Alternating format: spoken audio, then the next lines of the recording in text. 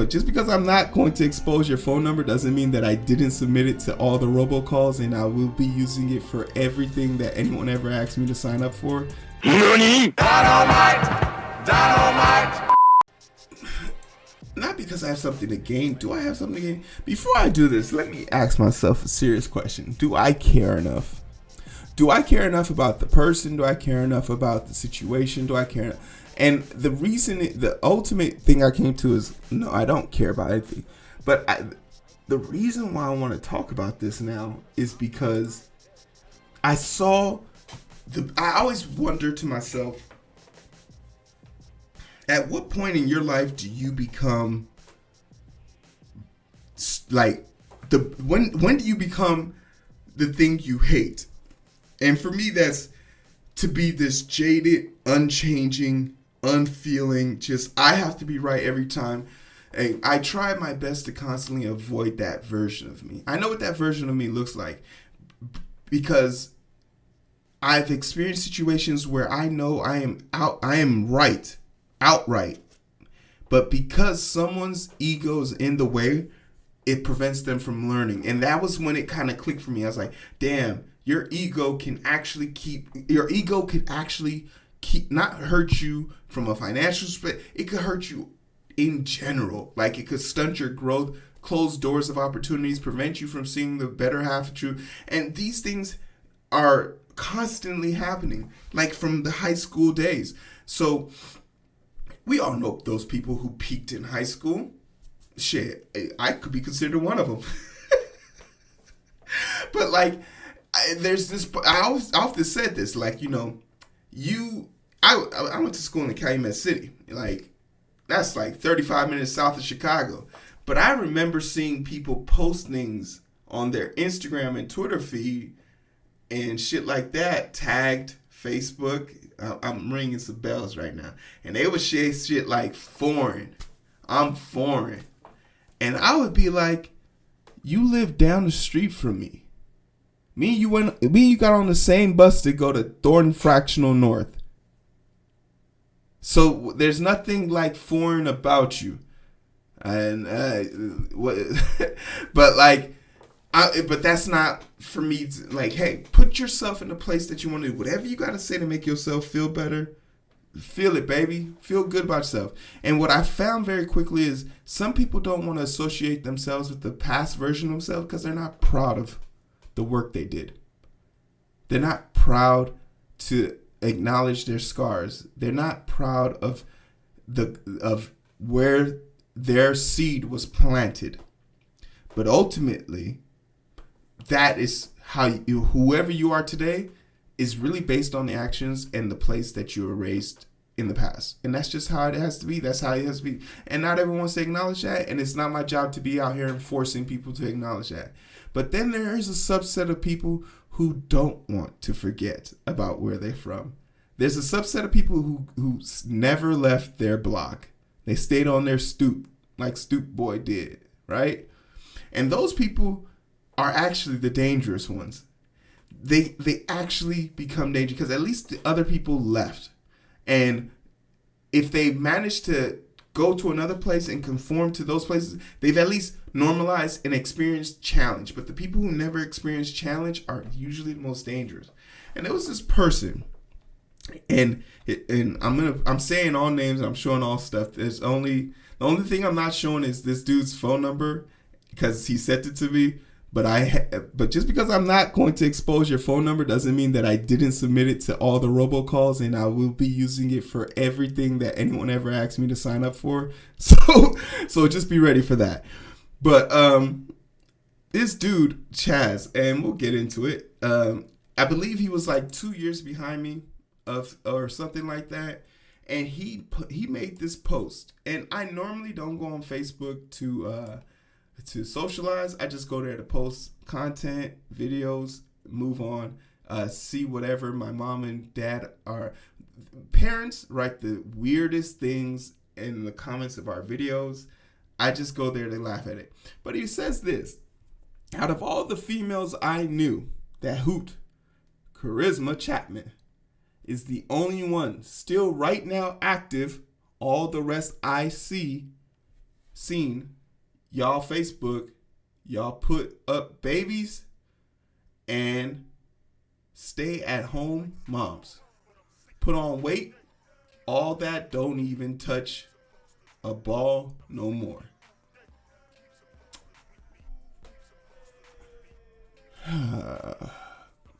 I'm not a grammar person. I be if I text you, you know I be fucking up my text and shit like that. So I'm not gonna sit here and mark him for his grammar. But there has to be like somebody has to like you could have read that over once. just once over, and maybe caught a few of those errors. But nonetheless, this statement made me like cringe on the impact. And once again, I don't respond to these, but it's just such a because I don't know if he knows that this is not right. And that's why I felt like the need to say something. It wasn't because I wanted to prove a point. It's just more, I don't think he knows that this statement he made is a good statement. And God bless Charisma, because she actually comments on here. I got a baby too, though. I put on a couple good pounds. Why you coming for folks, Chaz? So like gracefully trying to acknowledge or tell this person, hey, look, I appreciate the compliment, but you don't gotta shoot everybody in the club just to get me. You could do that. Like this could have been a very simple thing, but I after seeing her comment, that's what kind of made me say, okay, I have to say something, right? And we'll get back to that. Oh wait, hold on. Oh wait. The fams. Okay. And I just said this. This was just my response. Very simple. And keep in mind, I screenshotted this like 57 minutes after he posted it. But like throughout the day before, and the reason why I'm talking about this really is because he deleted it. But before he deleted my comment, I had over 20 likes on this. And his comment, I'm just saying, humble brag, only had 11. I'm just saying. If this was a tweet, I would have been ratio, But I just said, this is such a weird take. Like, why couldn't you just say, yo, my friend's still getting buckets, period. Like, you went out of your way to jab other women. Crazy. It's so mind-boggling when you think about the lengths that men will go to project on women and jab women. Like one, we're all 30, or we're all pushing 30. Playing basketball, if you're playing basketball at this age and you're not being paid for it, it is called an extracurricular activity. It is called a hobby. It is called exercise. These are all random ass things. The fact that he put raising a child, like, let's go back to it, right? Because the fact that he put raising a child or being an at-home mother on par with doing a extracurricular activity, and that just didn't dawn on him, was the part that was like baffling. Like, I was like, this has to be fake, right? This can't be real.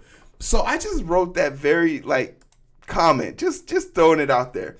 And he says, no jabs, dog.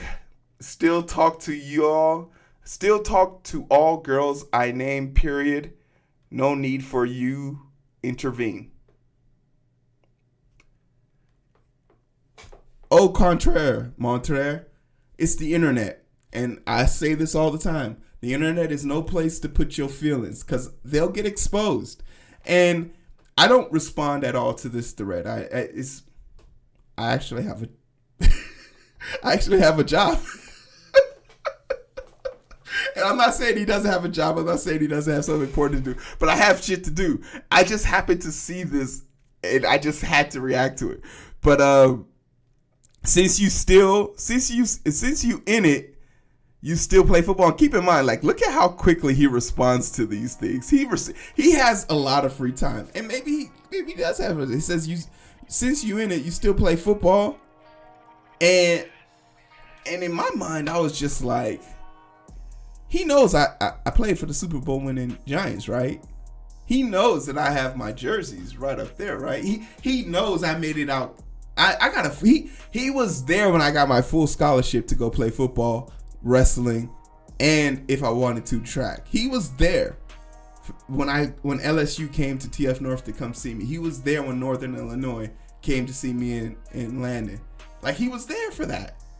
And I don't know if he played football. I can't remember. And that sort of says a lot about you, because you probably didn't make the team. But I mean, maybe he wasn't a football person, but I feel like when I was playing, that was the only time we won the state championship, or went to state. So that was the only time that mattered. Like, our squad, 07 was the most trillest squad ever. So it was just very interesting to see. And I was just like, why is this a thing for you? Like, why is me playing football not the go? And it's further proof that he fully depends on the physicality of his body and other people's bodies to dictate to them. But truth be told, I'm in way better shape than he is, guaranteed.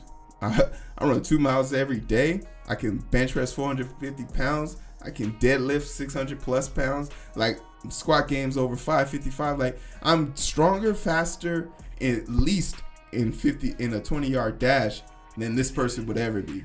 Playing basketball, sure, he's in it. But there's something that's important. I am an athlete, which implies that there's no sport that I cannot excel at. You're just a basketball player. That means you're only good at that. If you're good at that, you will not be able to beat me in other sports, because I am an athlete. So I will continue to excel at any sport that I put my mind to, because my body, mind, and soul is designed to perfect skills, not sports. There's a difference. He goes on to call me Stephen A, which I don't know if that's an insult or a compliment, so I just kind of looked that up.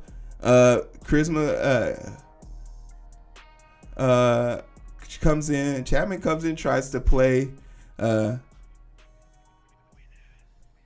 like he's shopping for like compliments here. No, and she also tries to come and play peacekeeper. She says no arguing or no. And this is the thing. I feel that, no cap, I was concrete yesterday. Knees don't act the same like they used to. Pavement. Someone does come in and say, I was thinking the same thing. Like, it was just such a weird take. Well, y'all can take it how you want. I don't take shit back. And this is a big issue right here. This is the problem with men today. They don't want to be wrong. They can't handle being wrong. And a fundamental part of being a better person is being able to acknowledge your faults and grow from them. Because of his inability to see the error of his ways, he'll never grow past this moment. And that is scary. That's how you become a boomer. That's how you get the get off my lawn type shit. Because you never wanted to grow up past this moment.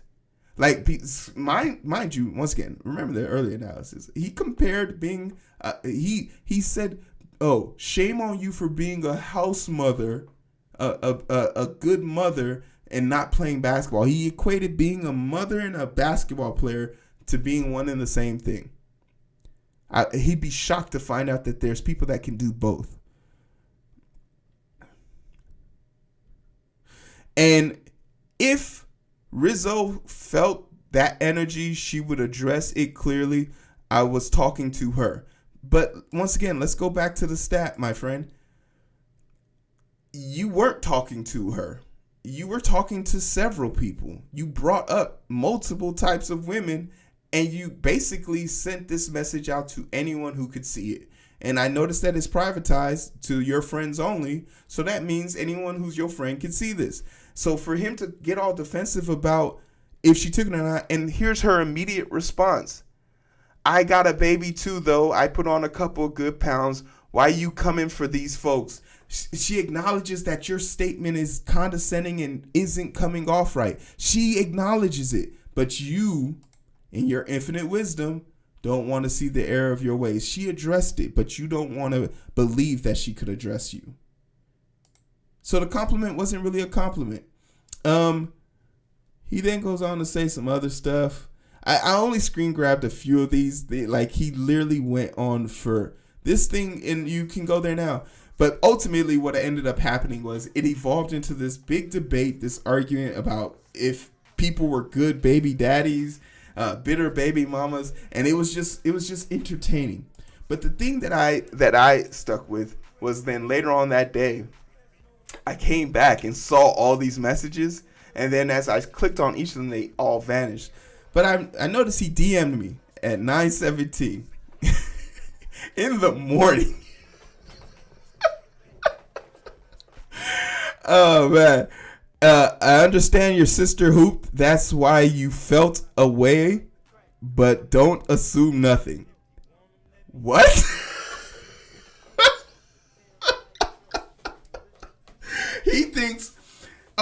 He doesn't think that I have an issue with what he said just because what he said was bad. He thinks I was trying to defend the honor of my high school sister. Oh, Chaz. Man, you are really lost, my guy. Whew. And you raising that boy, huh? All right. You got a lot to learn, my guy. Bro, don't assume nothing. I didn't. I strictly addressed the comment as I saw it. Bro, without coming to me as a man and ask, why should I come to you as a man when you didn't even present yourself as a man? Why should I address you as a man? Why should I come down to your level? Why should I? You should. Because the truth is, I did. I dusted myself off after this conversation after going that low and touching the flow. I tried to teach you, but your hubris got in the way. Your ego got in the way. Listen, man, people, if you put it on the internet, anybody who sees it can come address you as they see fit. That's what it's for. It's social media. You barely talk to me no more. Now we older, let alone hop on my stat. I didn't call nobody hoes, bitches, or sluts. So the only time that someone should be able to address you is when you are calling people hoes, bitches, and sluts. And you talking is based on the relevance of us having business. You can't bring me any money. You can't bring me any financial advice. You can't bring me any substance. You can't bring me any value. So what would I be talking to you for? Like, if there was an inherent value me and you shared with each other, then sure. I'm pretty sure we have common things we like. We probably both like barbecue chicken. We probably both enjoy, a good workout. We probably both agree Michael Jordan is the best player to ever come from the Bulls. But that's not what we were talking about, and that's not what this was about. The one thing we did have in common was an opinion about your status, and that's what brought us together. This is one of those beliefs that you need the people for some reason. People have to associate with you, or people have to be in tough conversations. Like, I don't have to talk to you every day for you to be my friend. I don't even have to talk to you every day for me to address you. That's what the world is surrounded around, addressing people as they come into your life. All I was stating was girls ain't hooping no more. And if that's all you said, me and you probably never had this discussion. And as you can see, it's a one-sided. Can we stop doing this too? Can we just have a thought out thing and then send it? You sent me 4 messages at 9:17 in the morning. If I had notifications on, this shit would have gone off 4 times. Now, if you want to take this convo further, he then puts his phone number. And like I said, I'm not going to call you, and I'm not going to put you out there like that, but I am going to use this number to submit to all robocalls moving forward. There you go. I'm always all ears.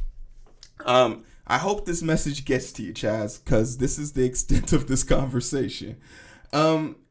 Ultimately, and whether you like it or not, right? Whether you like it or not is completely up to you. Your initial statement is trash, gutter, doo-doo water, and that is why I addressed it. This condescending notion that you can just say whatever and not suffer and not be and are beyond reproach. That's the crazy part, because I let you air your grievances, and I let you air your grievances on your podcast because that's your platform. You can say whatever you want. But to think that your grievances aren't worthy of retort, that's where growth. And for the most part, I just made this because, one, this is how you are supposed to constructively use this energy. If I was going to address this, I was going to make sure that I could gain content from it. I wasn't going to address this with my free time. No, sir. And if you want to talk about it, Chaz, I will give you the opportunity to come onto the show and plead your case, or plead the nuance that you might have gained from realizing probably the error of your ways, but hoping that you didn't, and that you're prepared to out your grievances further on the internet to further prove my point. You're more than welcome to come on the show and air your grievances on my podcast, because, right or wrong, true or false, hey, we went to high school with each other, and that has to stand for something. I am such an asshole.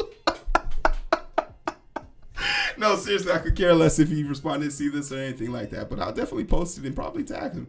But I'm interested to know what you guys think. Seriously, in all seriousness, you got to be able to grow past it. It's okay. It is okay to explore past your comfort zone.